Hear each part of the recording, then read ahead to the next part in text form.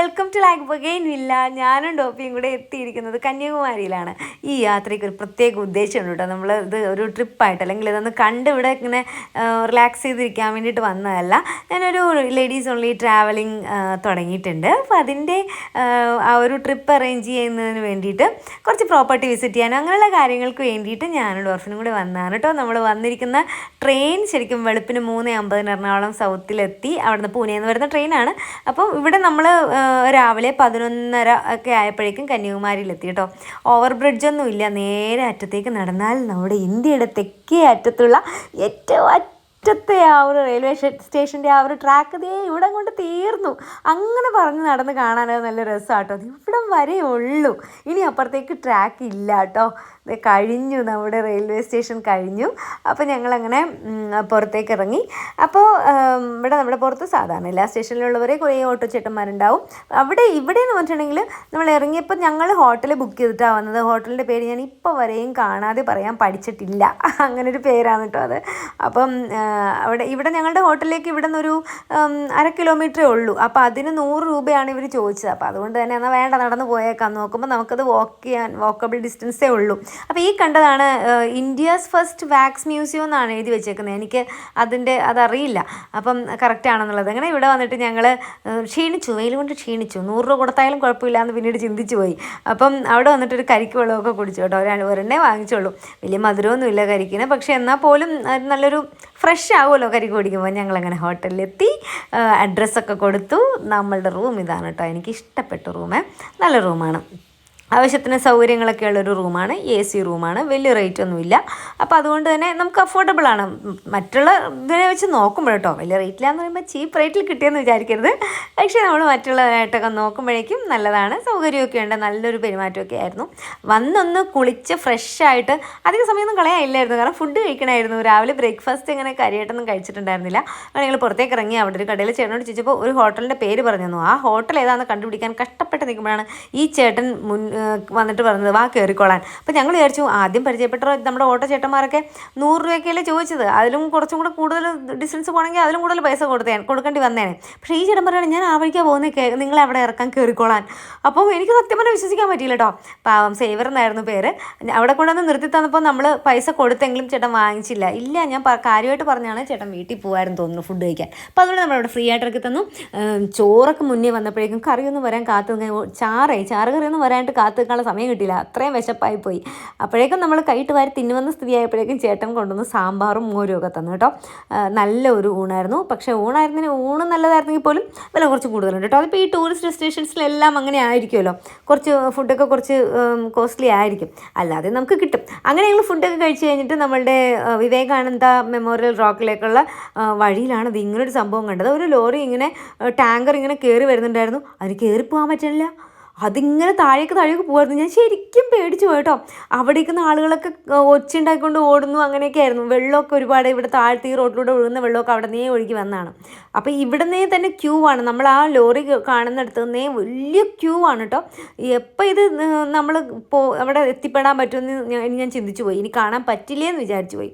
അപ്പോൾ special entry ticket എടുത്താണ് നമ്മൾ പോയത്. സ്പെഷ്യൽ എൻട്രി ടിക്കറ്റിന് ഒരാൾക്ക് 300 രൂപയാണ്. പക്ഷേ 75 രൂപയായിട്ടുള്ള നോർമൽ ടിക്കറ്റിന് നിന്നാൽ എത്ര നേരം ആ ക്യൂ നീണ്ടു പോകുമെന്ന് എനിക്ക് അറിഞ്ഞുകൂടാ. ഇതിനും മാത്രം തിരക്ക് ഇവിടെ വന്നേക്കുന്നതിൻ്റെ ഒരു കാര്യം എനിക്ക് തോന്നുന്നത് അവിടുത്തെ ഗ്ലാസ് ബ്രിഡ്ജ് ഓപ്പൺ ആയിട്ടുണ്ടല്ലോ. അപ്പോൾ അതായിരിക്കണം. അല്ല ഇനി എപ്പോഴും ഇവിടെ ഇങ്ങനത്തെ തിരക്കാണോ എന്നുള്ളത് തമ്പുരാനറിയാം. ഞാൻ എൻ്റെ ചെറുപ്പത്തിലേ വന്നതാണ് ഇവിടെ. അപ്പോൾ അതുകൊണ്ട് എനിക്ക് വലിയ പിടുത്തം ഇല്ല ഇവിടെ ഇങ്ങനൊരു തിരക്കാണോ എന്നുള്ളത്. പണ്ടിങ്ങനെ തിരക്കുണ്ടായിരുന്നു എന്നുള്ളതും ഞാൻ ഓർക്കുന്നില്ല. അപ്പം അങ്ങനെ ഒരുപാട് പേരുണ്ടായിരുന്നു. കൂടുതലും നോർത്ത് ഇന്ത്യൻസ് ആയിരുന്നു. പിന്നെ അവരുടെ ഒരു പ്രത്യേകത എന്ന് തോന്നിയത് നമ്മളും തമിഴിയൻസും അല്ലെങ്കിൽ ആന്ധ്ര തെലുങ്കാന അവിടെ നിന്ന് വന്നേക്കുന്നവർ മാത്രമാണ് സൺഗ്ലാസ് ഒന്നും ഉപയോഗിക്കാത്തത്. ബാക്കിയുള്ളവരെല്ലാം സൺഗ്ലാസ്സൊക്കെ വെച്ചിട്ട്. കാരണം നല്ല പൊടിക്കാറ്റുണ്ടായിരുന്നു. പൊടിക്കാറ്റെന്ന് വെച്ചാലേ നല്ല കാറ്റാണ്, അറിയാമല്ലോ. അവിടെ നല്ല കാറ്റുണ്ട്. ആ കാറ്റിൽ നിറയെ പൊടി വന്ന് നമ്മുടെ കണ്ണിലോട്ടൊക്കെ അങ്ങ് കയറും. മുഖമൊക്കെ ഇങ്ങനെ നമ്മൾ ട്രാവൽ ചെയ്തിട്ട് തൊട്ട് നോക്കി കഴിഞ്ഞിട്ടുണ്ടെങ്കിൽ നമ്മുടെ മുഖത്തൊക്കെ ഇങ്ങനെ പൊടി ഉണ്ടാവും കേട്ടോ. പക്ഷേ അതൊക്കെ ഒന്ന് നമ്മൾ ശ്രദ്ധിച്ച് വേണം ഇവിടെ വരാനെന്ന് എനിക്ക് തോന്നി. അതായത് ഒരു കുട എടുക്കുന്നത് നല്ലതായിരിക്കും, അല്ലെങ്കിൽ ഒരു ക്യാപ്പ് വാങ്ങിക്കുക. അവിടെ നിന്ന് തന്നെ കിട്ടുമല്ലോ, നല്ല ഭംഗികളൊക്കെ കിട്ടും. വില എത്രയാണെന്ന് എനിക്കറിയില്ല, ഞാൻ ചോദിച്ചില്ല. പിന്നെ സാമാന്യം വലിയ ബോട്ടുകളാണ്. നമ്മുടെ ലൈഫ് ജാക്കറ്റ്സും കാര്യങ്ങളൊക്കെ ഉണ്ട്. അതിട്ടിട്ടേ എല്ലാവരും കയറ്റുള്ളൂ. നല്ല അടിപൊളി ഒരു ട്രിപ്പായിരുന്നു കേട്ടോ. എനിക്ക് ഏറ്റവും ഇഷ്ടപ്പെട്ടെന്നിട്ടുണ്ടെങ്കിൽ ഈ ട്രിപ്പിൽ ഈ ഒരു എക്സ്പീരിയൻസ് ആണ്. നമ്മളവിടെ എക്സ്പീരിയൻസ് മസ്റ്റായിട്ട് നിങ്ങൾ എക്സ്പീരിയൻസ് ചെയ്യേണ്ട ഒരു കാര്യമാണ് ഈ ബോട്ട് യാത്ര എന്ന് വെച്ചിട്ടുണ്ടെങ്കിൽ. ആ കടലിൽ എങ്ങനെ ആടി ഒളിഞ്ഞ് പോകുമ്പോൾ ഉണ്ടല്ലോ, നമ്മളിങ്ങനെ എനിക്കത് എങ്ങനെ വാക്കിൽ പറഞ്ഞു തന്നെന്ന് അറിയില്ല. അത്രയ്ക്ക് നമുക്കത് ഭയങ്കര എൻജോയ് ചെയ്തിട്ട് അമേസിങ് ആയിട്ടുള്ള ഒരു യാത്രയായിരുന്നു കേട്ടോ കടലിൽ കൂടി പോയത്. ശരിക്കും പറഞ്ഞിട്ടുണ്ടെങ്കിൽ എനിക്ക് തോന്നുന്നത് ഇതിനകത്ത് ഡോപ്പി അത് ക്യാപ്ചർ ചെയ്തിട്ടുണ്ടോയെന്ന് അറിയില്ല വീഡിയോ. വെള്ളമൊക്കെ ഇങ്ങനെ അടിച്ചകത്തേക്കൊക്കെ കയറിയായിരുന്നു കേട്ടോ. എല്ലാവരും ഇങ്ങനെ ഒച്ചപ്പാടൊക്കെയായിരുന്നു. ഇങ്ങനെ സന്തോഷം കൊണ്ട് നമ്മൾ ഉച്ചയ്ക്ക് ഉണ്ടാക്കുമല്ലോ, അങ്ങനെയൊക്കെ ആയിരുന്നു. വീഡിയോസ് എടുക്കലും ഫോട്ടോസ് എടുക്കലും ഒക്കെ ആയിരുന്നു. എഴുന്നേറ്റ് നിൽക്കാൻ പറ്റത്തില്ല, എഴുന്നേറ്റ് നിന്നാൽ ഇങ്ങനെ ആടി ഒളിഞ്ഞ് അങ്ങനെയാണ് പോകുന്നത്. ഒരു ബോട്ടൊന്നുമല്ല, 2 or 3 ബോട്ടുണ്ടെന്ന് തോന്നുന്നു. അതുകൊണ്ട് എത്ര വലിയ ക്യൂ ആണെങ്കിലും അവർക്ക് അവിടെ അത് മാനേജ് ചെയ്ത് പോകാനൊക്കെ പറ്റുന്നുണ്ട് കേട്ടോ. അങ്ങനെ അതിമനോഹരമായ യാത്ര. ഞാൻ ശരിക്കും ഇവിടെ വന്നപ്പോൾ വിചാരിച്ചു ഈ വിവേകാനന്ദ റോക്കല്ലേ ഇവിടെ കാണാനുള്ളൂ, അല്ലാതെ നമ്മളിപ്പോൾ വേറെ ഒന്നും അധികം അങ്ങനെ ഇല്ലല്ലോ എന്നൊക്കെ ഞാൻ വിചാരിച്ചു. പക്ഷെ അങ്ങനൊന്നും അല്ല, നല്ലൊരു സൂപ്പർ യാത്രയായിരുന്നു കേട്ടോ. ക്യാമറ താഴേക്ക് പോയതാണ് കണ്ടത്. ഞാൻ നനഞ്ഞു കുളിച്ചു, കണ്ണിലൊക്കെ ഉപ്പുവെള്ളമൊക്കെ കയറിയിട്ട് പിന്നെ കുറേ നേരം കണ്ണ് ഭയങ്കര എരിച്ചിലായിരുന്നു. അപ്പോൾ നമ്മളിവിടെ എത്തിക്കഴിയുമ്പോൾ 300 രൂപ സ്പെഷ്യൽ ഫീ കൊടുത്താലും നോർമൽ ഫീ കൊടുത്തിട്ടാണ് ഇവിടെ കയറുന്നതെങ്കിലും ഇവിടെ വന്നു കഴിയുമ്പോൾ 30 രൂപ എല്ലാവരും 30 രൂപ അതിൻ്റെ ടിക്കറ്റ് എടുക്കണം. പിന്നെ തിരിച്ചു പോകുമ്പോഴും ഇങ്ങനെ ക്യൂ നിന്ന് പോകണമല്ലോ ദൈവമേന്ന് ഓർക്കും.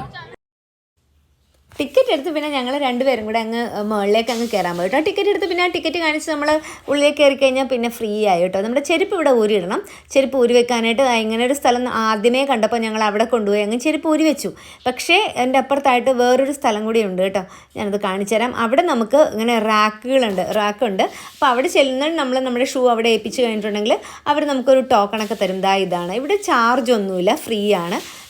അപ്പോൾ നമുക്ക് ആ ഒരു ടോക്കൺ തരും. അത് നമ്മൾ തിരിച്ചു വരുമ്പോൾ ഏൽപ്പിച്ചിട്ട് നമുക്ക് വാങ്ങാം, തിരിച്ച് നമ്മുടെ ചെരുപ്പും വാങ്ങി പോരാം. അങ്ങനെയാണ്. ഈ കടലിൽ ഇങ്ങനെ വെള്ള നിറം കണ്ടോ, കടൽ അത്രയ്ക്ക് കാറ്റാണ്. അപ്പോൾ അതുകൊണ്ട് ആ തിരമാല ഇങ്ങനെ എപ്പോഴും കുറേ ഉള്ളിലേക്കും തിരമാലകളുണ്ട് കേട്ടോ. എത്ര നാളുകൾക്ക് ശേഷമാണ് ഇവിടെ വരുന്നത്, കുഞ്ഞിലേ വന്നാണ്. അപ്പോൾ ഇവിടം വരെയുള്ളൂ നമ്മുടെ ക്യാമറ, അവിടെ അലൗഡ് അല്ല. അപ്പോൾ ക്യാമറ ഓഫ് ചെയ്ത് പോയിട്ട് വരാം. സ്വാമി വിവേകാനന്ദൻ്റെ ആ ഒരു സ്റ്റാച്ചു നിൽക്കുന്നിടത്ത് ക്യാമറ അലൗഡ് അല്ലല്ലോ. അപ്പോൾ അവിടെ പോയിട്ട് കുറച്ച് നേരം അവിടെയൊക്കെ കറങ്ങിയിട്ട് ഞങ്ങൾ പുറത്തേക്ക് ഇറങ്ങി. കാറ്റെന്ന് പറഞ്ഞാൽ ഒരു രക്ഷയില്ലാത്ത കാറ്റാണ് കേട്ടോ.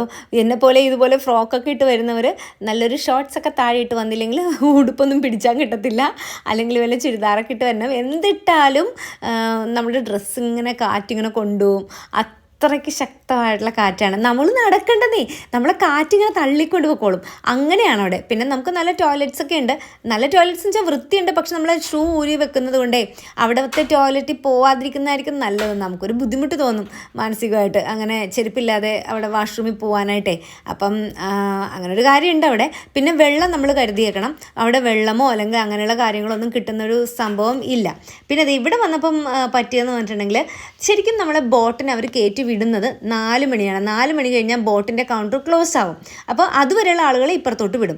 എന്നാൽ അങ്ങനെ വരുന്ന ആളുകളെ ഈ ഒരു പുതിയ ഗ്ലാസ് ബ്രിഡ്ജിൽ കൂടെ കയറ്റണ്ടേ. ഈ ഗ്ലാസ് ബ്രിഡ്ജിൽ കയറാൻ വേണ്ടി മാത്രമാണ് ഇത്രയും ആൾക്കാർ ഇത്രയും പൈസയൊക്കെ മുടക്കിയിട്ടാണെങ്കിൽ പോലും എടുത്തു വരുന്നത്. ഇവരെന്താ ചെയ്യണമെന്ന് വെച്ചിട്ടുണ്ടെങ്കിൽ കറക്റ്റ് 4 മണിയാകുമ്പോൾ തന്നെ ഈ ഗ്ലാസ് ബ്രിഡ്ജിലേക്കുള്ള എൻട്രിയും കൂടി അങ്ങ് ക്ലോസ് ചെയ്ത് കളയും. മുംബൈയിൽ നിന്നൊക്കെ വന്നേക്കുന്ന ആളുകൾ കയ്യും കാലും പിടിക്കുന്നുണ്ടായിരുന്നു. ഞങ്ങളൊന്നും ഗ്ലാസ് ബ്രിഡ്ജിൽ കൂടെ പൊക്കോട്ടെ, ഉള്ളിലോട്ട് പോകത്തില്ല, ഇവിടം വരെ പോയിട്ട് വരാമെന്നൊക്കെ പറഞ്ഞ് ഒരു രക്ഷയില്ല.